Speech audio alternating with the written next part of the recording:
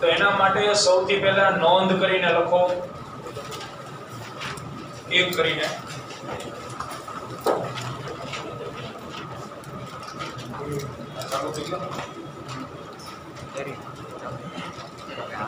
લખો એકડો ભાઈ. આ બે નોંધનો આપણે ઉપયોગ કરવાનો છે.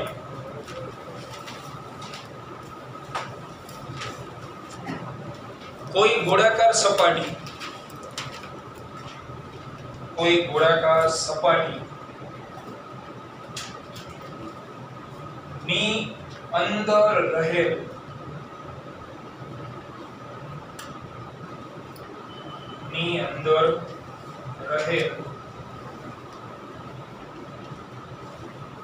કણ પર આ સપાટી વડે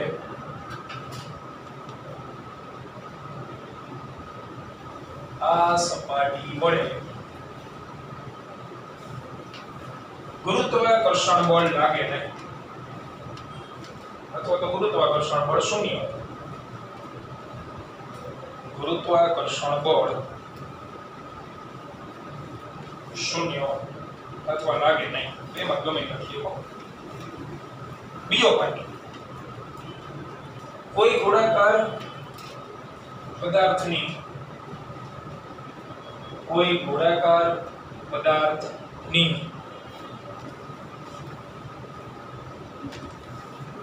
સપાટી પર રહેલા અથવા બહાર રહેલા કણ પર આ ગોળાકાર પદાર્થ ના કેન્દ્ર વડે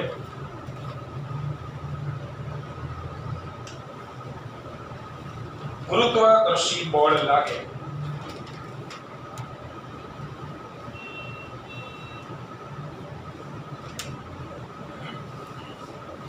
બરોબર. હવે આ નોંધ સમજો, જો એને આપણે એપ્લાય કરવાની અત્યારે. તો આવું કંઈક કહેવા માંગે છે, જેની કોઈ સાબિતી નથી, સ્વીકારવાની જ છે. પહેલા તો ચાર ગોળાકાર પદાર્થ તમે સમજી લો. એક રિંગ, બીજો તકતી, ચોથું કવચ અને નક્કર ગોળો. ચારે ચાર ગોળાકાર જો ઉદાહરણ આપો ને એટલે ડિફરન્સ દેખાય. જો રિંગ વીટી, વચ્ચેની ખાલી જગ્યા હોય ને, બરાબર, જો એ વચ્ચેની ખાલી જગ્યા ભરી દેવામાં આવે તો એ બની જાય તકતી. દાખલા તરીકે થાળીમાં વચ્ચે ખાલી જગ્યા હોય ન હોય ને, જો તમે થાળીમાં વચ્ચે ખાલી કરી નાખો, ઉપરનો ખાલી કાંઠો રાખો, તો એ રિંગ બની જાય. પણ જો એ ભરી દેવામાં આવે તો એ શું બની જાય? તકતી. એવું ને એવું આ બે આકાર. કવચ એટલે ફૂટબોલનો દડો, અંદર કંઈ જ ન હોય, શૂન્ય અવકાશ, ખાલી માંથી. પણ જો એ દ્રવ્ય વડે ભરી દેવામાં આવે તો એ બની જાય નક્કર ગોળો, ગોળા ફેંક ગોળો. ચારે ચારનો આકાર ગોળાકાર, પણ ઘણો બધો ડિફરન્સ છે ચારે. બરોબર. રિંગ જે છે એક પરિમાણમાં હોય અને ક્ષેત્રફળ હોય, અને આ બેના કદ હોય. આ ચાર અલગ અલગ આકાર. તો આમાં નોંધમાં એવું કહેવા માંગે કે કોઈ પણ ગોળાકાર સપાટી હોય આ ચારેયમાંથી, એની અંદર જો કોઈ કણ રહેલો હોય, આ સ્મોલ એમ દળ ધરાવતો કણ છે, તો આ જે સપાટી છે એના વડે આના ઉપર કોઈ જ બળ ન લાગે. લાગતું બળ શું હોય? 0. પહેલી નોંધ આવું કહેવા માંગે છે કે કોઈ ગોળાકાર સપાટીની અંદર કોઈ કણ રહેલો હોય તો આ સપાટી વડે આના ઉપર કોઈ પ્રકારનું ગુરુત્વાકર્ષી બળ લાગે નહીં. અને બીજી નોંધ આવું કહેવા માંગે છે કે જો તમે ઈ સ્મોલ એમ દળ ધરાવતો કણ સપાટી ઉપર મૂકો કે સપાટીની બહાર મૂકો, તો આ જે ગોળાકાર સપાટી છે ને એના કેન્દ્ર વડે બળ લાગે. આવી આકૃતિ તો આપણે જોઈ ગયા. આ આકૃતિ કોની દેખાય તમને? પહેલી આકૃતિ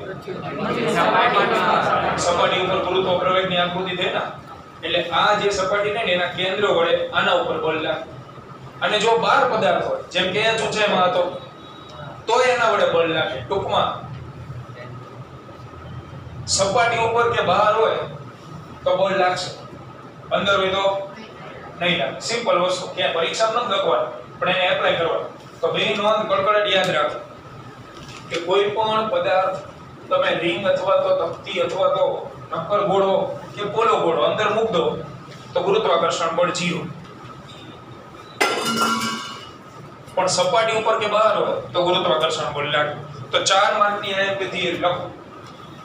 પૃથ્વીની સપાટીથી પ્રશ્ન લખો. પૃથ્વીની સપાટીથી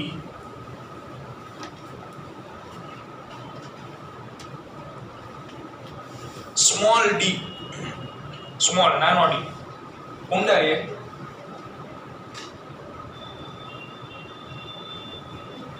ગુરુત્વ પ્રવેગનું સૂત્ર ધારો.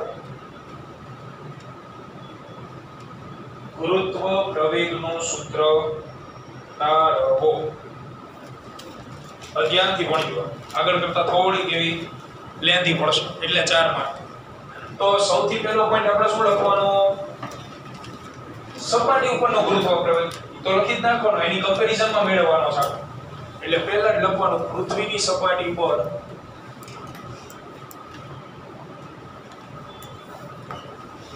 ગુરુત્વ પ્રવેગ એટલે કે GE equal to GME upon RE square. સમીકરણ 1 આ તો લખી જ નાખો. હવે બનાવશું આપણે આકૃતિ, પછી એનું લખ. તો આકૃતિ બનાવી આપણે. આ પૃથ્વી,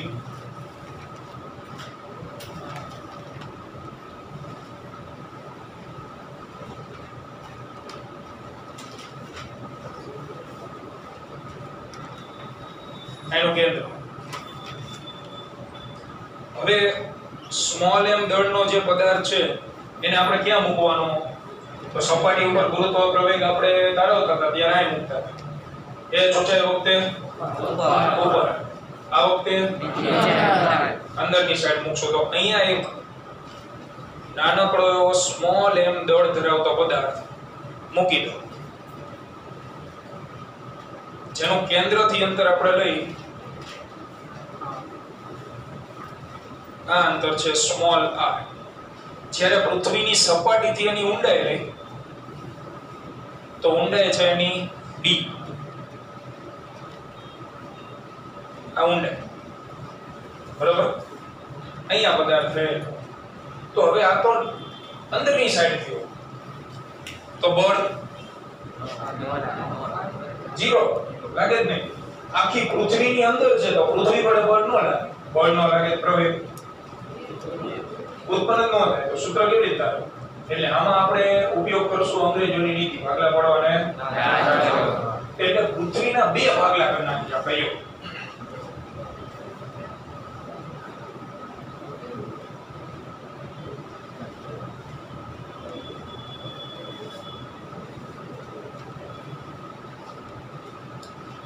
આવી રીતે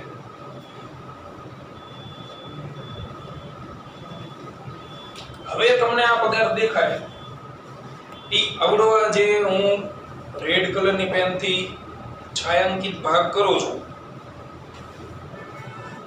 આ ગોળાની તો ક્યાં ગણાય? સપાટી ઉપર. સપાટી ઉપર. તો આના કેન્દ્ર વડે તો બળ લાગે, પણ આ કવચ વડે ન લાગે. આટલો ભાગ રહ્યો ને આના ઉપર બળ નહીં લાગે, પણ આ તો લગાડે ને.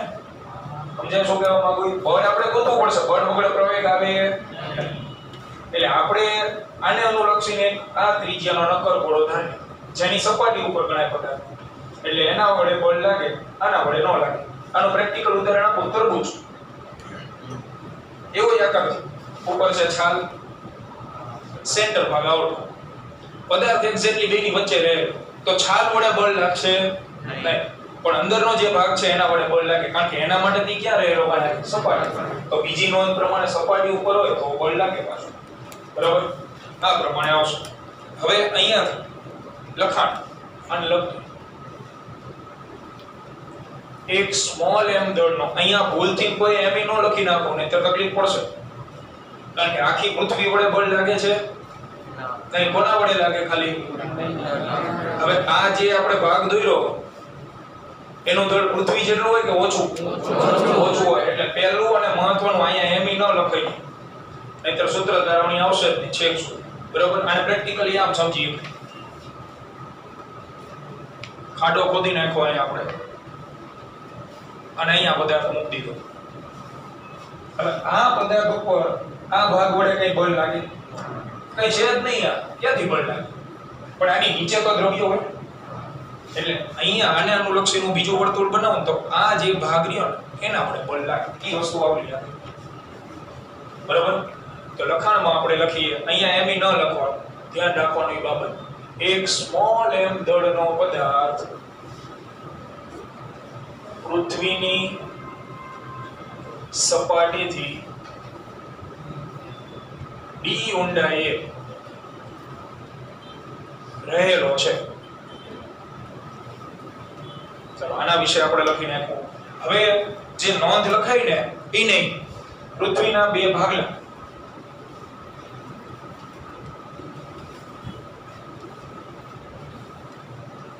પૃથ્વીના બે ભાગમાં વહેંચો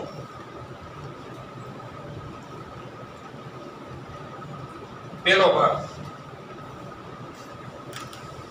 ડી જાડાઈનું કવચ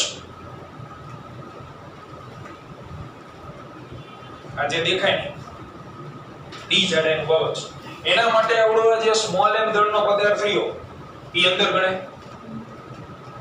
સ્મોલ એમ દળનો પદાર્થ એ આ કવચની ક્યાં ગણાય અંદર રહેલો તેથી આ કવચ વડે તેના પર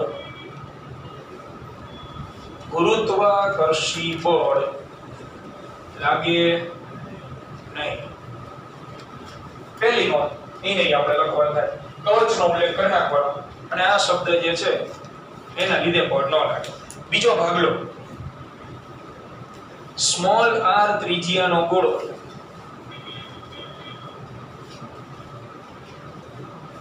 કાર્યો હવે સ્મોલ m દળનો પદાર્થ એ આ ગોળાની સપાટી પર રહેલો ગણાય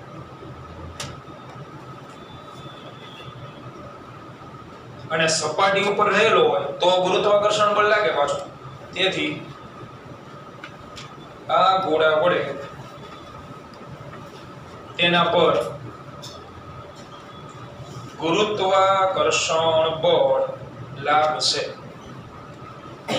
આ લખાણ તમારે લખવાનું થાય એક્સ્ટ્રા આગળ કરતા હવે જે આવશે ને બડી પાછું આગળ જેવું જેવું કોપી મેથેમેટિકલ સ્ટેપ બરોબર પૃથ્વીના બે ભાગલા વિચારવાના છે ડી જાડાઈનું કવચ r ત્રિજ્યાનો ગોળો કવચની અંદર છે એટલે બળ ન લાગે ગોળાની બહાર છે એટલે બળ લાગે એટલી સિમ્પલ વસ્તુ અહીં લખવાની હવે ગુરુત્વાકર્ષણ બળ લાગે છે તો ગુરુત્વાકર્ષણનું સૂત્ર મૂકો તેથી r ત્રિજ્યાના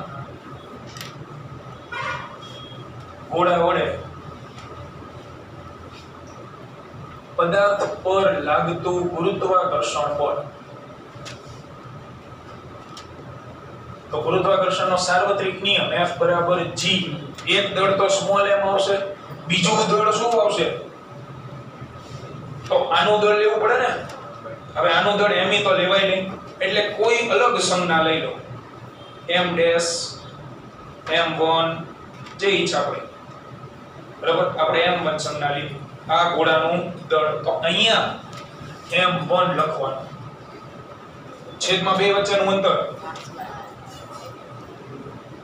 સ્મોલ r નો પર મોટા ભાગના વિદ્યાર્થી આ તારવણી જ્યારે પરીક્ષામાં કરે ને ત્યારે બધું કમ્પ્લીટ વ્યવસ્થિત લખેલું હોય અહીંયા ભૂલથી અને એમ લખી નાખ્યો હોય કારણ કે આગળની બે તારવણીમાં ટેવ પડી ગઈ હોય ને એ પછી અહીંયા એમ લખે અને પછી ગમે એમ ન મતે તારવણી આવે એટલે આ એક બાબતનું ખાસ ધ્યાન રાખવું આ તારવણી નિયમ હવે આકૃતિની ભૂમિતિ ઉપરથી આટલો ભાગ જે તમને દેખાય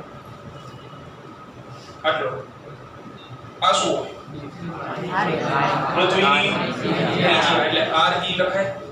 તો RE બરાબર સ્મોલ r પ્લસ d થાય ને, બરાબર? એટલે અહીંયા આકૃતિ પરથી small r equal to RE equal to small r plus d. આપણે સ્મોલ r ની કિંમત મૂકવી બનાવો કરતા RE માઈનસ d મૂકી દો આમાં. તેથી F બરાબર G m m1 છેદમાં RE માઈનસ d આખા કૌંસનો પર સમીકરણ નંબર 2 આવી. હવે આપણે આમ જ કરતા હતા. આના પછી શું આવતું હતું ભાઈ? ન્યૂટનનો બીજો નિયમ. ન્યૂટનનો બીજો નિયમ આવતો હતો ને. તો ન્યૂટનનો બીજો નિયમ લખીએ આપણે કે આ બળને લીધે પદાર્થમાં પ્રવેગ ઉત્પન્ન થાય. પદાર્થમાં પ્રવેગ ઉદ્ભવે. તેથી ન્યૂટનના બીજા નિયમ મુજબ F બરાબર m into g. બોલો g કયો? gd. સમીકરણ 3. તો સમીકરણ 2 અને 3 ડાબી બાજુ હરખી, જમણી બાજુ સરખાવો. 2 અને 3 ને સરખાવતા. તેથી m into gd g m1 m RE minus d આખા કૌંસનો પર mm કેન્સલ. તો gd નું સૂત્ર આવી ગયું gm1 છેદમાં RE minus d આખા કૌંસનો વર્ગ. સમીકરણ 4. હવે અહીંથી પાછું વળો. આ રેગ્યુલર હતું. હવે સૂત્ર તારવણીની અંદર આપણે એક વસ્તુ ફિક્સ છે કે જે પણ સૂત્ર લાવો એમાં તમારે GE લાવવું પડે. જેમ ગઈકાલે લાવ્યું સૂત્ર આવી ગયું ભાઈ, GE લાવતા હતા ને આપણે. GE લાવવા માટે મારે આવું પદ સેટ કરવું પડે જ નહીં. હવે આવું પદ તો આમાં ક્યાંય અણસર જ નથી દેખાતું. ME ના તો નામો નિશાન નથી. M1 છે છેદમાં RE સ્ક્વેર એ નીકળી જાય. હાલો કોમન કાઢો, બરોબર. પણ ME ક્યાંથી લાવો ઈ આખો નવો કેસ, બરોબર. તો એના વિશે આપણે હમણે ભણી. પહેલા આટલું લખી નાખો. આમાં તમારે આટલી બાબતો જ અલગ પડે છે આ લેખીની. બાકી આ તો રેગ્યુલર જે લખતા હતા ઈ જ છે, બરોબર. પાછું અહીંથી આપણે M1 ની જે છે ઈ કવાય ચાલુ કરશું. તો ત્યાં આપણે ME લાવવાનું છે. એટલે આ M1 દેખાય ને એની જગ્યાએ કંઈ એવું પદ મેળવવું પડશે ત્યાં પૃથ્વીનું દળ આવી. તો કોઈ પણ નક્કર ગોળો હોય, નક્કર ગોળો, નક્કર ગોળા માટે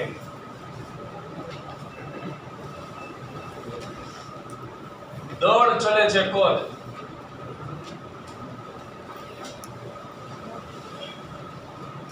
સમાન દ્રવ્યના બે તમે નક્કર ગોળા લઈ લો, લોખંડના ધારો. તો જે ગોળાનું કદ નાનું હોય તો એનું દળ એક, અને જેનું કદ મોટું એનું દળ કેવું હોય? મોટું. નક્કર ગોળો બોલો ને. નક્કર ગોળાની મેં વાત કરેલી છે કે દળ અને કદ એકબીજાના સમપ્રમાણમાં હોય. દળ વધારે કદ વધારે, દળ ઓછું કદ ઓછું. તો અહીંયા આ આકૃતિમાં બે નક્કર ગોળા દેખાય આપણને. એક આખી પૃથ્વી પોતે અને બીજું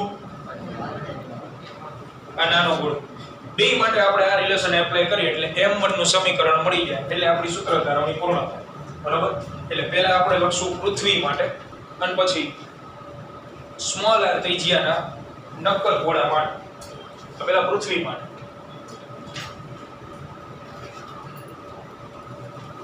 તો પૃથ્વી માટે આના ઉપરથી લખી તો પૃથ્વીનું દળ ME, પૃથ્વીનું કદ કદની સંજ્ઞા v હોય એટલે VE.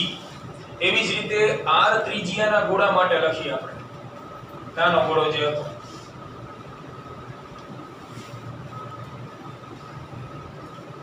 તો એનું દળ કેટલું હતું? M1. એનું કદ V1. કદના સૂત્ર મૂક દો. નક્કર ગોળો હોય તો કદ 4/3 પાઈ ત્રિજ્યાનો ગણ અને પૃથ્વીની ત્રિજ્યા આવે અહીંયા 4/3 પાઈ સ્મોલ r નો ઘન આ બેનો ભાગાકાર લઈ લો એટલે ચલે નિશાની નીકળી જાય ભાગાકાર લો ને એટલે ચલે છે નીકળી જાય તો m1 છેદમાં me equal to 4/3 pi small r ઘન છેદમાં 4/3 પાઈ r e નો ઘન તો 4/3 પાઈ ઉડી જાય me ને કરતા બનાવો me ને m1 ને તો m1 બરાબર me r ઘન ના છેદમાં r e નો ઘન આવી જાય અહીંયા ઓલી સ્મોલ r નું સમીકરણ યાદ કરો આવી ગયું r e - d પરંતુ સ્મોલ r બરાબર r e - d લખાય જે મૂકી દો અહીંયા એટલે m1 me કૌંસમાં r e - d આખા કૌંસનો ઘન અને છેદમાં r e નો ઘન આવી ગયું m1 નું સમીકરણ આનો એક વધારાનો માર્ક આવે એક કે બે માર્ક જે તમને 5 માર્કમાં 4 માર્કમાં પૂછે એ કરો આ જે તારવણી છે અહીંયાથી આગળ મેળવો એમાં આ એક લોજિક યાદ રાખો બાકી તમારા આગળ એમના માર્ક છે આને સમીકરણ નંબર 4 માં મૂકો જે સમીકરણ 4 માં મૂકી એટલે g આવી જશે ઓટોમેટિક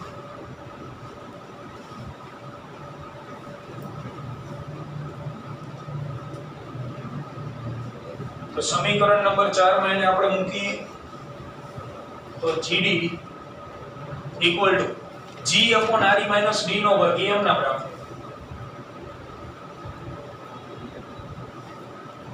ગુણ્યા m1 ની જગ્યાએ આવડું આપો me r e minus d એનો ઘન અને છેદમાં r e નો ઘન કાઉન્ટ ઉડે ન તૂટતા r e minus d નો વર્ગ અને આનો વર્ગ બે ઉડી જાય તો અંશમાં હજી એકવાર કૌંસ બાકી રહે ને કે નો રહે અંશમાં એક વખત હજી કૌંસ છે એટલે પદ બની જાય આવું g me r e minus d અને છેદમાં r e નો ઘન તો મારે g e લાવવું હોય તો r e નો વર્ગ જરૂરી છે ઘન ને તો કોઈ વાંધો નહીં એક વખત r e આના છેદમાં મૂક દો g me upon r e square ગુણ્યા r e minus d છેદમાં r થઈ જાય ને r e નો ઘન બરાબર એક કાગરે બે પક્ષી મરી ગયા આપણે નીકળતા me લાવવા માટે me તો આવી ગયું જોડે જોડે r e નો વર્ગ એ આવી ગયો જો અને અહીંયા જો આ વસ્તુ ભૂલી ગયા તો નહીં આવે અહીંયા એક ધ્યાન રાખવાનું કારણ કે તમે આને ડાયરેક્ટ સમીકરણ 4 માં મૂકશો એટલે અહીંયા સ્મોલ r લખશો ને તો પછી ત્યારે યાદ નહીં આવે છે તો ઉડતા નથી એવું થશે પરીક્ષા આ હકીકત બે ત્રણ જગ્યાએ એવું થાય જ છે એક બોલું me અને m1 મૂકવામાં ભૂલ થાય બીજો આ જગ્યાએ ઉતાવળ હોય ને એટલે અહીંયા સુધી સાદુરૂપ આપે પછી આ સીધું સમીકરણ 4 માં મૂકો સમીકરણ 4 માં મૂકો ને એટલે r e - d અહીંયા નથી લખતા તમે એટલે સ્મોલ r લખશો તો સ્મોલ r અહીં કહે છે એટલી જગ્યાએ છેદ ઉડે જ નહીં છેદ નો ઉડે એટલે આગળ મૂક દેવ દો અબ નહીં આતા હે એટલે અમુક વસ્તુ જે હાઇલાઇટ કરેલી છે ને ધ્યાન રાખો ઈ બે ટર્નિંગ પોઈન્ટ છે સૂત્ર તારવણી હવે અહીંયા આની જગ્યાએ સમીકરણ નંબર 1 ઉપરથી આની જગ્યાએ મૂકી દેવાય ge તો gd બરાબર ge કૌંસમાં r એક એક ના છેદમાં મૂક દો r છેદમાં r d upon r એટલે સૂત્ર આવી ગયું ge1 - d upon r અહીંયા સૂત્ર તારવણી સમાન પહેલા પૃથ્વીના બે ભાગલા કરી નાખ્યા કવચ અને ગોળ પછી રેગ્યુલર જેમ આવતું હતું એ મુજબ પછી અહીંયાથી મહત્વ દળ ચલે છે પદ મુજબ m1 નું સૂત્ર મેળવો અહીંયા ધ્યાન રાખો r e - d લખવાનું સમીકરણમાં મૂકીને સાદુરૂપ આપો એટલે સૂત્ર આવી ગયું સ્વાધ્યાયનો 8.16 નંબરનો દાખલો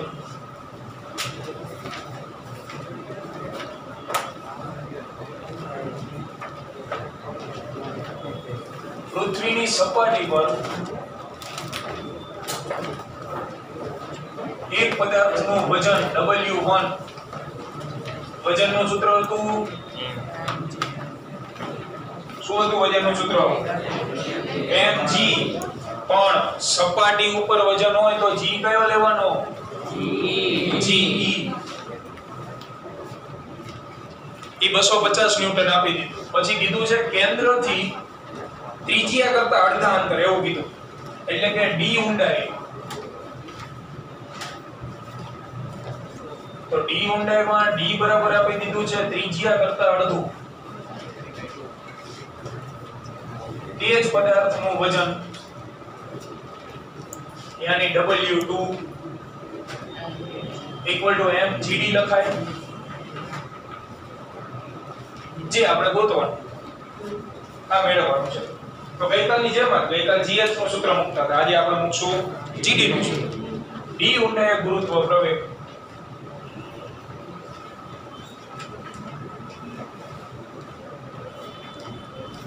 તો gd બરાબર ge 1 - d upon re d ની જગ્યાએ re/2 મૂક દો gd બરાબર ge 1 - re/2 છેદમાં re એટલે કે ge કૌંસમાં 1 - 1/2 થઈ જાય re કેન્સલ લસાલો 2 - 1 upon 2 એટલે gd ge કૌંસમાં 1/2 આવું થાય પણ મારે તો mgd મેળવવું gd નતો મેળવવું તો બે બાજુ એમ પડે ગુણી નાખો બંને બાજુએ m વડે ગુણતા